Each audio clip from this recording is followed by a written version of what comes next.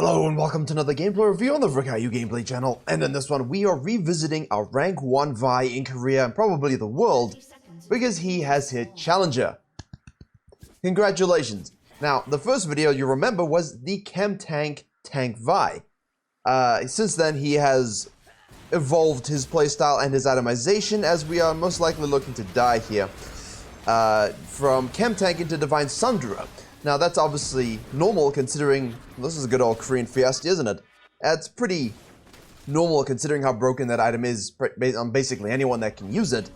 So obviously the playstyle is remaining the same, but the build has changed. Now if you remember the first one, there was a little bit of risk involved, high risk plays, decision making that normally you wouldn't necessarily go for, and that's because this player is one of the best at not getting MVPs, but being the MVP. Match histories, as always, will be in the description below. If you do download the MOBALYTICS companion through that, does directly support the channel, but at the very least, all the information you need about this game will be there. Runes are on your screen now. Standard Conqueror page with Alacrity, Coup for extra damage, and some Ravenous Hunter. We are obviously going to get a good leash from a Kaisa. I do love a good... Well, she didn't proc the passive, but usually you get a very good leash from the Kaisa. And obviously, unfortunately, due to the level 1 nonsense, he had to start Q, which is not ideal considering that 12-second rank 1 cooldown, which will of course go down quite nicely. Now with the build he runs, as you can see, goes down to 6. Ability haste with the Black Cleaver, the Ionian Boots, this will provide a spam ability to Q that he uses to go around the map. Now as I was saying, the match history looks clean. There isn't a lot of MVPs in terms of 1v9 carry performances, but the player is always great at identifying the win conditions and being able to play towards that. So hopefully we have a good idea how he plans to go about that. If you're clearing and you don't have Q, this is obviously significantly more difficult to do, the Q providing value in this situation, but please, low HP top laner, let's go, gank it up. It's okay to lose potential camp tempo just to get some ganks off, and of course, look here. We've ditched this lane. Kennen doesn't have TP. Jace is going to TP back in, and now tomorrow, hopefully tomorrow, at the very latest Monday, I will have a Nidalee gameplay where we will talk about what just happened and how you, the jungler, can completely abuse it. Once you've taken the Grump, obviously that gives you 3. Let's hold the wave. We missed the cannon minion, unfortunately, but just hold it, last hit it, don't get poked out too much, you don't want to die, and you will notice that the Nidalee is counter-jungling the Raptors at the same time. Kennen didn't have TP, so he'll walk on up here. This tells you a lot, actually, and this ward by the Trinity is really useful. 4, 8, 12, 16, 20, and now is going to go and gank right here onto the bottom lane. So 20 CS shows up, no blue buff, you know she took your Raptors, it's pretty easy to deduce what camps he took. Which means now Trinity can afford to go hyper-aggressive because then he knows the Nidalee's down bottom side. But once she's done here and helped push it in, buff, buff, buff. So he has to be very careful about how far he pushes up. And because he has the minion RNG on his side, he just lets that push in. Graves is forced to base. Vi, on the other hand, goes up here. This is silly if you were expecting Krugs. Krugs are going to spawn red buff first.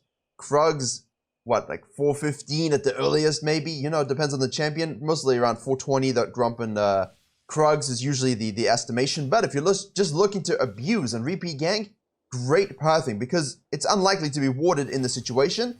Jace has no TP, Jace has no flash, Kennen has a stun, we hit our Q, chain CC, E proc, and doomed. Brilliantly done. Nidalee, on the other hand, most likely goes and takes all of her camps here. Trinity will have to be mindful.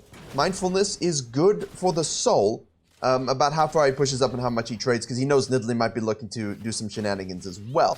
Obviously, in this case, right, we see her secure the blue buff. Vi can assume that's been done and, you know, let's stay for a plate. I don't have too much of an issue with this in principle, although please understand that, okay, we're watching this now, this fight as well. Coin flipping, bot lanes, 2v2, blue team wins. Graves is now pushing in the Trinity. Alright, we should try and reset here. You could try and do your wolves and the reset just to make sure that quadrant is done. But now at this point, by staying out and taking that plate, you know that the Nidalee's reset should be going to tier 2 Krugs and Raptors. So let's try and abuse the fact that Graves is pushing and the Trinity has been a good boy and not, you know, died. We like that in a mid laner. That was a little weird, but he gets stunned with the... Oh no, Rel, help me. Q's up in 1 second, and the dragon does the business. Thank you. What a nice support.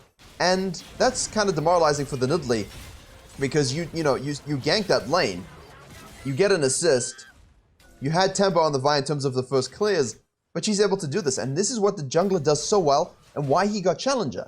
Didn't get Challenger because he's doing the Nidalee 8 CS per minute, 90,000% KP, and 50,000 damage, you know, the pure clickbaiter's dream. He's just looking for the win conditions and playing the role, you know? He's not looking to do anything super fancy. Like, this is just a really long extended sequence, and the Nidalee now is forced to rotate. You could argue perhaps this is a little too much of an extended sequence, and the Rel obviously dies.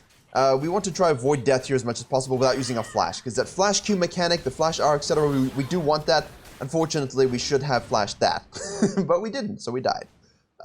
Mistakes were made, but that's okay.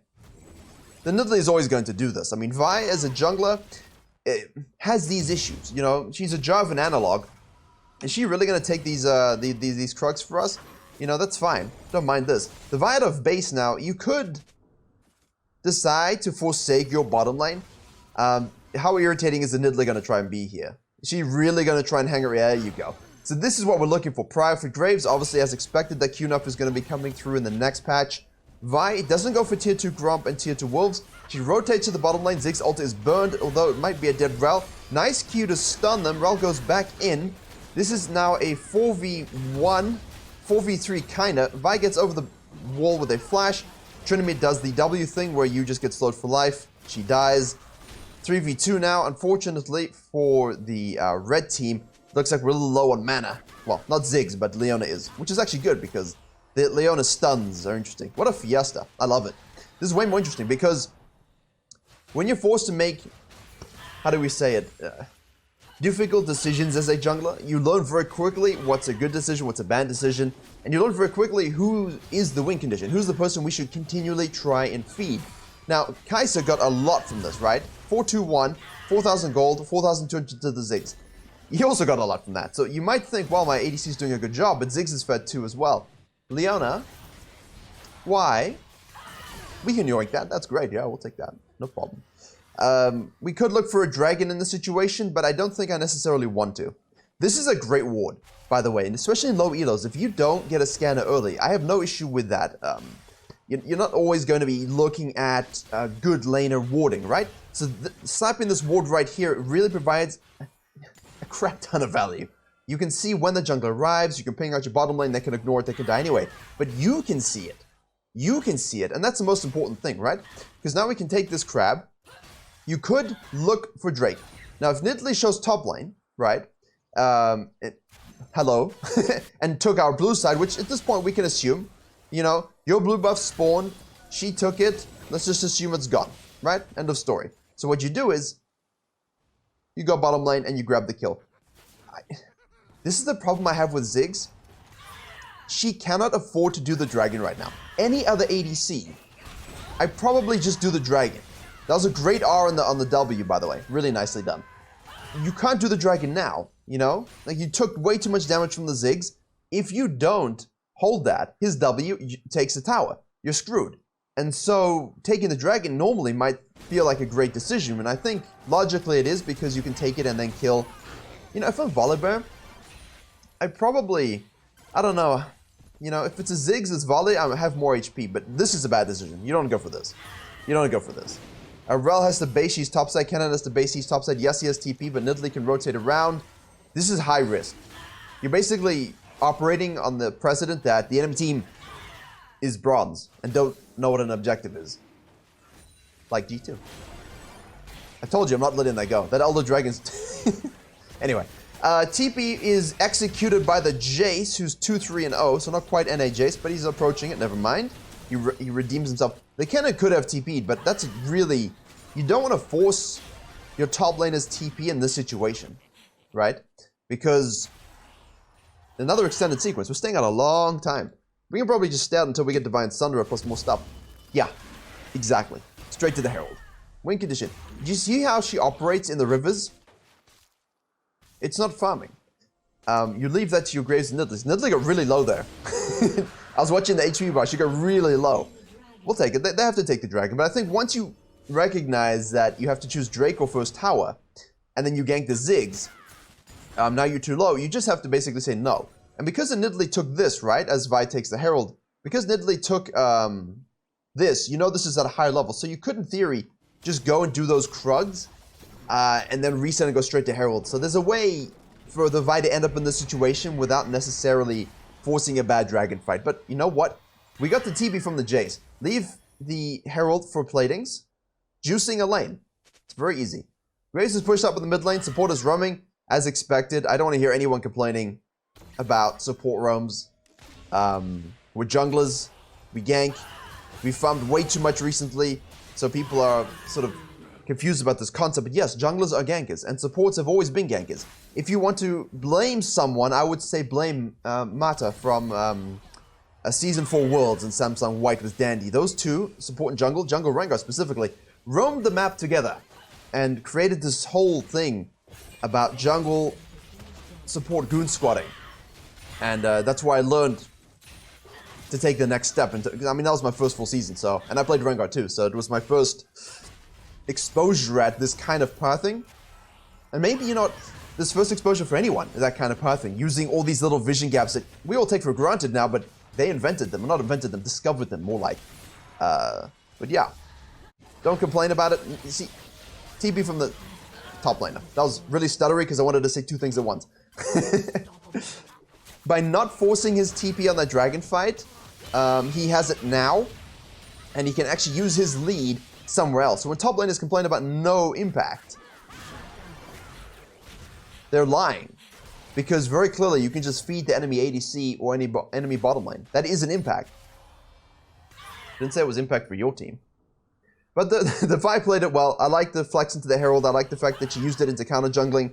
Graves always has perma prior, so if you have double lockdown in the mid lane, using your CC for that is great. Again, ult is up, use the ult. Ult is up, use the ult. Q gap close, ult, E, boom, dead. That's all you really need. I love Vi. She's such a cool champion. The end of my... What do you think? Where do you think you should go next? I mean, this is spawning, but this dude is pushing by himself. Cannon's gonna arrive. Look at the use of the Q through the rivers. It's very good. We got the Divine Sunder, as I said, into the Kindle Gem. So our ability haste at the moment is... There you go. 33% cooldown equivalent. And now, if you remember, 40 was the most we could get before. And that's already here, so... Probably one of the weirder aspects of the rework. I don't know if we really needed it, but I like the fact that you can choose to stack it. And people like Vi, with that Q cooldown and it being a bit of a predictable and interruptible ability, having it basically on spam is great.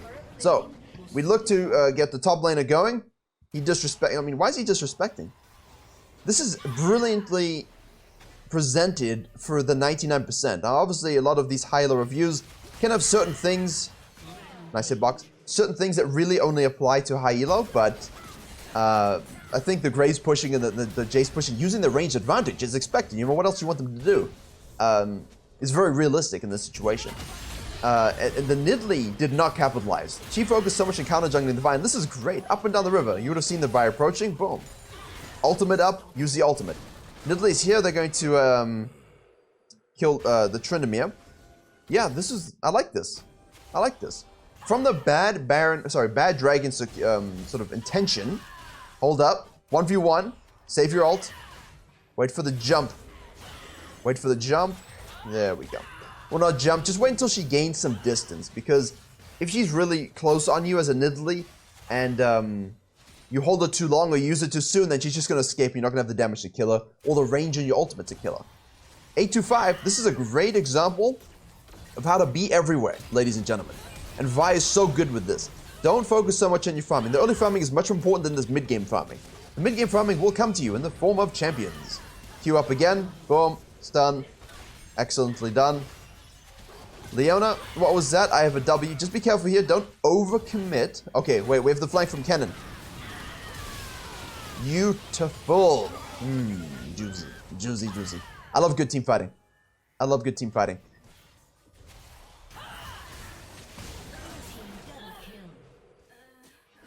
It's okay. So from this dragon, really everything has happened in the last 7 minutes. You know, if you break down the early game, we should not have taken this. And we didn't, we gave it up, which is great. Then we moved into the Herald. We used the Herald to dive top lane, get 5 plates. We counter jungled, we reset. You know, we look to gank mid lane, which we do. We look to gank top lane. He backs off, so we take a buff, he disrespects again, we gank him again. Oh look, mid lane wants to fight, we kill them. It's just flowing. It's flowing, but in a different sense than the Nidalee, who just, unfortunately, died. But you didn't need to see that. 11-3-6, Black Cleaver completed. Ability Haste is now at 39% cooldown equivalent, which is 65 ability haste. I still have not remembered that conversion ratio. I may have incidentally learned pounds to kilos and inches to centimeters because of my international school background, but that is not one I can do. Sorry, Riot. Your ability haste is worse than the Imperial system for conversions. In terms of logic. Q into the wave to cut them off. Strategic Q. There you go. So what you're seeing is not a lot of theory and sound pathing, but I think this is a really great example, again, of, oh no, we got outplayed. We just got outplayed. It's a really great example of how you should sometimes think about playing in Platinum, Gold, Silver, and even in Diamond games, because if Grandmaster Challenger Korea is having these moments where you just have to forsake your farming because everyone's just, you know, on Pervitin for some strange reason, please. I just realized. That's an LS moment. I don't know if anyone remembers that clip from years ago. He just realized that someone had TP like halfway into the game. That's my moment. I actually honestly did not realize she took it to match the Ziggs. It's interesting. Fighting here, out of base we go. So those deaths aside, I think obviously the deaths we know that are throws are important. But yeah, making sure that we're everywhere and rotating to these fights and being present for our team is an absolute huge boon to your desire to climb. And obviously, when you're playing tank Vi or any sort of tank, this is much more forgiving because you're not looking to do damage. You're just looking to disrupt, get in the way. Divine Sundra, you're not looking to do the most damage either, which this play doesn't. Very rarely does the most damage. In fact, in any of the games I looked at. Ult, CC, death. It's wonderful. Instead of having J4 as an AoE ultimate, you just have your ultimate for anyone that you hate, you know? It's Anathema's Chains, but in an ability. And actually useful. Until next patch when they buff it. Although Gary Bro, a all-in one-trick in Korea who has the personality of about 100 people combined, really great. I don't understand what he's saying, but I'm laughing with him. His YouTube content is brilliant and his thumbnails are exquisite. But he builds Anathema's Chains on own quite often, actually. I'm gonna try it in jungle. I'll report back. In and out gameplay, use your Q. You see, with this high cooldown build and this high damage build as well, you can move in and out with your Q. I mean, Vi is usually known for one-dimensional fighting. You go in, you die. And I won't lie, some of the games, this happened, like right now. This is a little bit greedy. I mean, you have to assume after a fight, if you just walk into their jungle, there's most likely wards, right? So, it's a little greedy. But yeah, it allows you to go in and out of fights. Sometimes there's not a lot of pathing theory for me to discuss, so I like to get in a little storytelling time and little generalities about why things are good, so hopefully you're still enjoying it. Please do, you know, like the video if you are. I never know with these videos. Sometimes they're hyper coachy, and sometimes they're just sort of looking at a specific playstyle that you all can use for more elo. That's all I want for you. Except Shaka, man. This is great. 7-8-1. So I was scouting another game, and I love Jason Creed. The pick is nuts. If you're good at it, I think Nice is also using it on his account now. Before his trip to Korea, just there you go. To play on low ping with Jace. It's a really great carry pick if you can execute it properly. This is an unfortunate predicament for the red team. Again, not using their lead, overcommitting to side collapses, overcommitting to skirmishes, and the blue team, with the Vi leading the way, is just honestly spearheading it. And that's not a real pun on the Q, but it might as well be. See, here we have ult up in 50. Look at this, you have meat shield. Look at this, just stand in front of people. And Graves is literally a counter to it. You know, disruption. You can do this with this build as well. You can go into a Wit's End, which is probably most likely in this situation, as well as a Thormail. Yeah, so That plus a GA, maybe a Sterex if you're feeling adventurous and you would like a bigger shield and their damage is less magic orientated. But the Ziggs bot, I do like the Ziggs bot.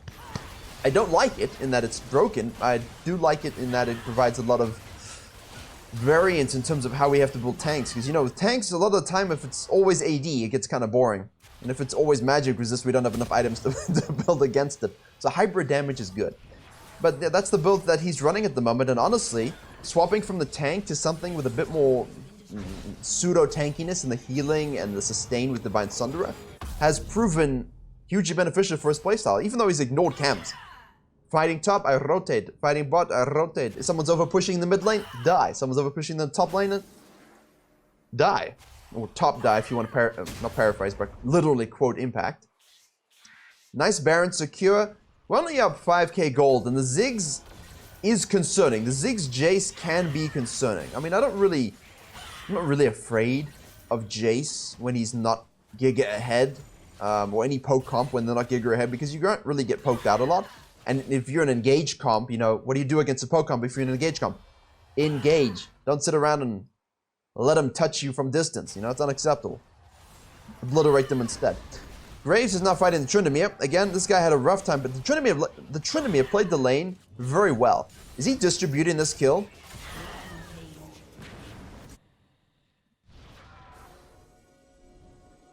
Thank you, sir. Take the Krugs. Dragon's up soon. This is... I don't know, this game's weird, right? I've spoken so generally and so fluidly about it. I don't know, it feels good. I liked it. It's interesting. A lot of things about how, you know, you can strive for the most perfect path in game of perfect control and counter jungle this and counter jungle that. But if you don't play what's happening on your screen, you know, if you don't play what the enemy is doing and what your team is doing, play with that, you're not going to carry games. And this Vi does a very good job of understanding how to play with the team that he has, and how to play against the team that you have to face. And that's, I think, one of the most important things about identifying win conditions. Here we go. Dragon's up. There's no real need to fight. I thought something was going to transpire there, or I could have just looked at the timeline. Jace is going to start poking now, but it's not really going to do anything. Wit's End is complete. We have the Bramble Vest. We can go into this. Tryndamere is already on it. Obviously, it's warded, so let's burn it quickly before they arrive. The Ziggs ultimate is a lot of damage, so don't overstay here. We did lose the Herald.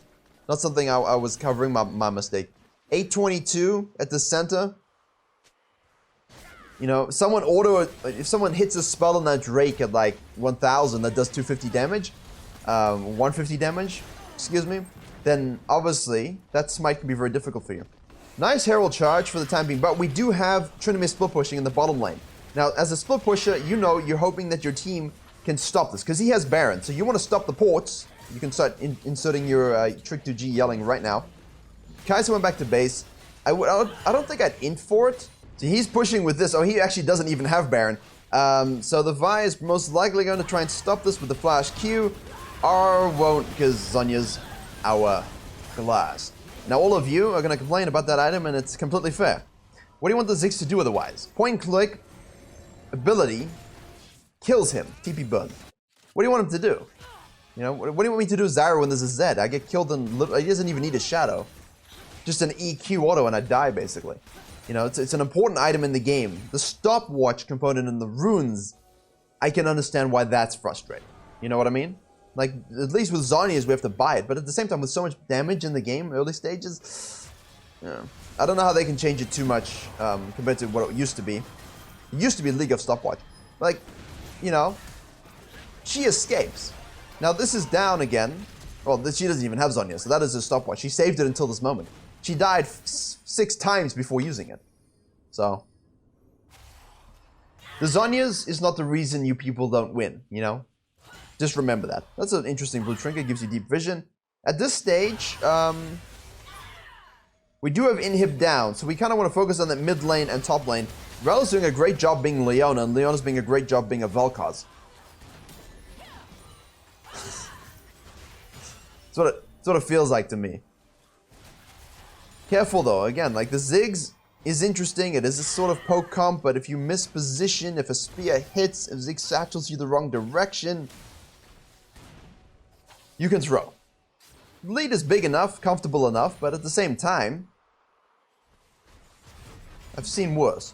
Literally, I was playing a game the other day where it was 40 minutes, and it was just one of those.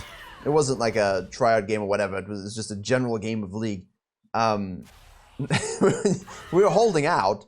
They had Soul, 2 Barons, a Herald, and all our towers, and we had no towers, and we still held out 40 minutes. I managed to steal the Elder with Zyra's support. That was fun. But the point more so is that sometimes you really think you can close, and the team comp you're against is just really difficult to close against, and eventually goes on long enough, you feed them super minions, and they can come back into the game. So do be prudent, I guess is the message from that. The Vi going in and out using her Q again. This is not really about Vi anymore, but, you know, it is and it isn't. Wait for this to push up. Wait for the bottom lane to push up. Don't be overzealous into diving this, because you currently have no pressure from this super wave. You want that super wave to hit the tower before you get over aggressive, or, you know, just do that. What do I know? What do I know? If Jace is dead, obviously feel free to engage. Now, there you go. Normally, in a situation where you're 5v5 and their team comp is a little less easy to dive, just wait for the wave to crash on the tower. Someone will rotate over. Now you have numbers advantage. If the Jace is dead or not there, then, you know, go for it. But hopefully you enjoyed that. A little bit more loose, but at the same time, congratulations to the Vi. 4 million points, reaching Challenger in Korea. Excellent job. I did look for other Vi videos, actually, in Hilo, but you couldn't find them. Any server, I couldn't find them. Just couldn't find them. Nothing that was really palpable in terms of a lesson or just to talk about some interesting playstyles. But if you can play this Vi style in terms of understanding your win condition, living in the rivers, playing opposite to Nidalee, not freaking out every time she counter jungles, you don't rotate every time she counter jungles, you let her do her business, play the game, play around the team that you have, point and click, your ultimate on the right target, and you should have no issues. Yeah, I wonder if you'll go back to Chem Tank after the Sunderer nerfs. Let's find out on Wednesday.